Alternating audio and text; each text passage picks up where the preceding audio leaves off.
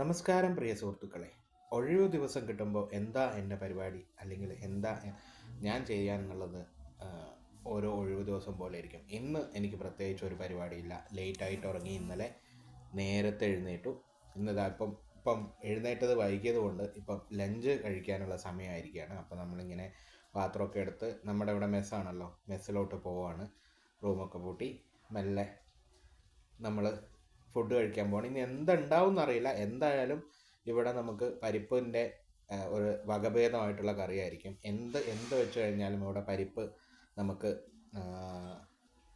കൂടുതലായിട്ടുണ്ടാവും. എന്ത് കറിയിലാണെങ്കിലും നമുക്ക് പരിപ്പ് ഒരു അവിഭാജ്യം, ഒഴിച്ചുകൂടാനാവാത്ത ഘടകമാണ് പരിപ്പ് എന്ന് പറയുന്നത്. അപ്പോൾ നമ്മൾ ഫസ്റ്റ് ഫ്ലോറിലാണ് താമസിക്കുന്നത്. അപ്പോൾ ഇതാ ഒരാൾ ഇവിടെ ഇരുന്നിട്ട് ഫുഡ് കഴിക്കുന്നുണ്ട്. അപ്പോൾ നമുക്ക് മെല്ലെ ചെന്ന് നോക്കാം. മെല്ലെ പാത്രമൊക്കെ കഴുകി മെല്ലെ എന്താ ഫുഡ് അവിടെ ചൂടോടെ എടുത്ത് വെച്ചിട്ടുണ്ടാകും. ഫുഡ് എന്താണ് അവിടെ ഉള്ളത് ഫുഡ് എന്നുള്ളത് നമുക്ക് വെറുതെ നോക്കാം.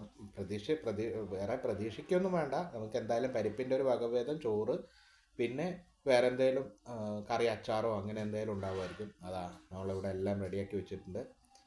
ചോറുണ്ട്, നല്ല ചൂട് ചോറാണ്. അപ്പുറത്ത് കറിയുണ്ട്, തൊട്ടപ്പുറത്തൊരു പപ്പടം തയ്യാറാക്കി വെച്ചിട്ടുണ്ട്. അപ്പോൾ നമുക്ക് ഇനി ചോറ് കുറച്ച് വിളമ്പിയെടുക്കാം, അങ്ങനെ കഴിക്കാം.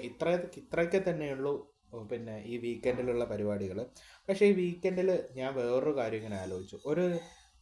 ഇങ്ങനെ ഈ ഭക്ഷണം കഴിക്കുന്നതിൻ്റെ ഇടയ്ക്ക് ഞാനിങ്ങനെ മൊബൈൽ നോക്കാൻ പാടില്ല, എന്നാലും മൊബൈൽ ഇങ്ങനെ എടുത്ത് ഇങ്ങനെ നോക്കിയപ്പോഴാണ് പഴയൊരു സിനിമ ഞാൻ കണ്ടത്. കൂടിക്കാഴ്ചയോ അങ്ങനെ എന്തോ പറഞ്ഞിട്ടൊരു സിനിമ ഞാൻ കണ്ടത്.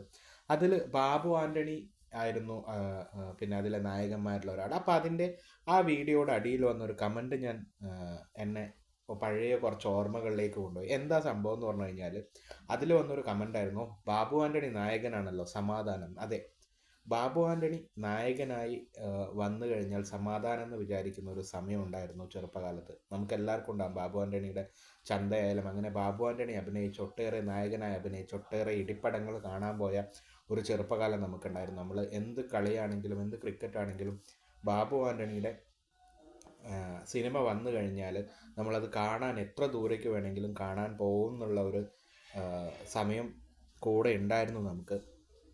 നമ്മുടെ ചെറുപ്പത്തിൽ ഓർമ്മയുണ്ടാവും ഈ വയലിൽ കളിക്കാൻ പോകുന്നതും ഒക്കെ ഓർമ്മയുണ്ടാവും. വയലിൽ കൂട്ടം കൂടി കളിക്കാൻ പോകുന്നതും.